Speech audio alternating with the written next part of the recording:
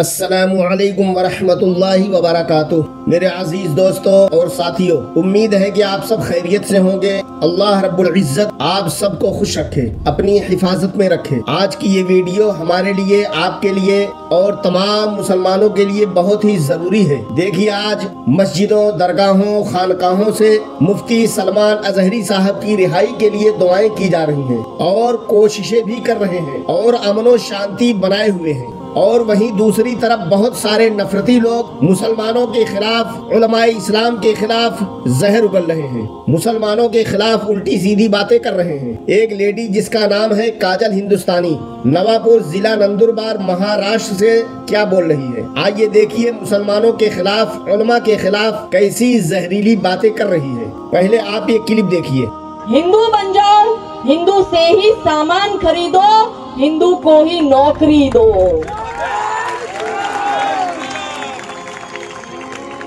आपका हिंदू भाई यदि 10 रुपए टमाटर महंगा दे रहा है तो 1 किलो की जगह आधा किलो लेना, मगर हिंदू भाई के पास से ही लेना। अपने बेटों और बेटियों को सेल्फ डिफेंस की ट्रेनिंग दो। उसका 5 साल का बच्चा भी काटना जानता है बकरे को। आपके 5 साल का बच्चा कॉकरोच देख के डरता है। तो 4 साड़ियां कम लेना साल की, मगर अपने बच्चों को सेल्फ डिफेंस की ट्रेनिंग दोगी। वो 15-15 पैदा कर रही है। क्योंकि गजवाए हिंद करना है। कैसे होगा? संख्या बढ़ाओ। एक तरफ से जनसंख्या बढ़ा रहे हैं, एक तरफ से आतंकवाद कर रहे हैं, एक तरफ से भोले भाले वंचित शोषित भाई बहनों का धर्मांतरण कर रहे हैं, एक तरफ से जमीनों पर कब्जा कर रहे हैं, एक तरफ से गौ माता की जमीनों पर कब्जा कर रहे हैं, एक तरफ से बेटियों को फंसाकर लव जिहाद कर रहे हैं। मेरी बहनों, 2 तो पैदा करो, वो 15 कर रही है। आपसे 2 पैदा नहीं होते। आप खुशियां मनाओगे 1947 की आजादी की, और 47 में आप सोचोगे 2047 में कि हमने 100 वर्ष पूर्ण किए, मगर वो तो 47 से पहले गजवाए हिंद का एजेंडा लेके बैठा है। इसलिए वो लव जिहाद कर रहा है, इसलिए वो भूमि अतिक्रमण, जिसको कुछ लोग लैंड जिहाद कहते हैं, इसलिए वो धर्मांतरण कर रहा है ना। 3 विषय हिंदू समाज के सामने बहुत बड़ी चुनौती है: लव जिहाद, भूमि अतिक्रमण और धर्मांतरण। इन तीनों विषय का कनेक्शन आतंकवाद के साथ है। अब इस जमीन को कब्जा करने का जो एजेंडा चल रहा है, जो षड्यंत्र चल रहा है, उसकी व्यूह रचना खाड़ी देशों में हो रही है। भारत पर गजवाए हिंद करने का एजेंडा है। अब आपके कुछ के मन में प्रश्न आता होगा, दीदी गजवाए हिंद और क्या होता है? गजवाए हिंद का मतलब है कि भारत को इस्लामिक देश बनाना है। तो कैसे इस्लामिक देश बनेगा?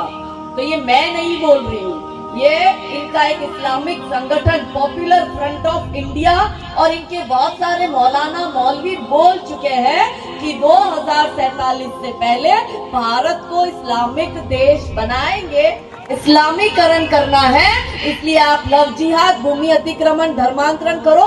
और उसकी पूरी प्लानिंग बता रहा है, और प्लानिंग में वो पूरी प्लानिंग में वो क्लियर कहता है कि ये तभी संभव है जब आप हिंदू समाज को जातियों में बांटोगे, स्वर्णों के और वाल्मीकि समाज के बीच का भेदभाव खड़ा करोगे, वाल्मीकि समाज और वनवासी समाज को हिंदू समाज से अलग करोगे। इस लेडी का बयान सुना आपने? इसके दिल में मुसलमानों के खिलाफ कितना जहर भरा हुआ है। बताइए, मुफ्ती सलमान अजहरी साहब ने सिर्फ एक शेर पढ़ा था जिसमें उन्होंने किसी का भी नाम नहीं लिया था, न किसी को टारगेट करके बोला था, लेकिन आज उनको परेशान किया जा रहा है। कभी इस अदालत में, कभी उस अदालत में, कभी यहाँ कभी वहाँ। इतनी कोशिशों के बावजूद उनकी जमानत नहीं हो पा रही है। लेकिन ये लेडी मुसलमानों के खिलाफ, इस्लाम के खिलाफ जहर उगल रही है, बहुत सारी बातें कर रही है। क्या ये हेट स्पीच नहीं है? क्या ये नफरत फैलाना नहीं है? क्या इसी स्पीच से मुसलमानों की आस्था को ठेस नहीं पहुंचती है? क्या मुसलमानों को तकलीफ नहीं होती है? क्या मुसलमानों के जज्बात को मजरूह नहीं किया जाता है? लेकिन ऐसे नफरती लोगों के लिए कोई कानून नहीं है, ऐसे लोगों पर कोई लगाम कसने वाला नहीं है। क्या ऐसे हेट स्पीच से हमारे मुल्क की अमन व शांति खराब नहीं होगी? यकीनन होगी। तो ऐसे लोगों पर फौरन लगाम लगाने की जरूरत है। ऐसे लोगों को अरेस्ट करके जेल की सलाखों के पीछे डालने की जरूरत है। हम मुसलमान हमेशा अमन का पैगाम देते हैं और चाहते हैं कि हमारे मुल्क हिंदुस्तान में हमेशा अमन और शांति कायम रहे, लेकिन ऐसे नफरती लोग हमेशा ऐसी बातें करके मुसलमानों को उकसाने की कोशिश करते हैं। लेकिन मुसलमानों, बहुत एहतियात की जरूरत है। ऐसे लोगों के बयान से बिल्कुल भड़कना नहीं है, संजीदगी के साथ काम लेना है और सब्र और तहम्मुल का दामन अपने हाथ से छोड़ना नहीं है। जो भी कदम उठाए कानूनी कदम उठाए और मुल्क के लिए खुसूसियत के साथ मुफ्ती सलमान अजहरी साहब के लिए और मौलाना कमर गनी उस्मानी साहब के लिए दुआएं करते रहें। अल्लाह रब्बुल इज्जत जल्द से जल्द इन लोगों की रिहाई अता फरमाए। कमेंट बॉक्स में आमीन जरूर लिखें और इस वीडियो के बारे में आपकी क्या राय है जरूर लिखें और इस वीडियो को ज्यादा से ज्यादा शेयर करें।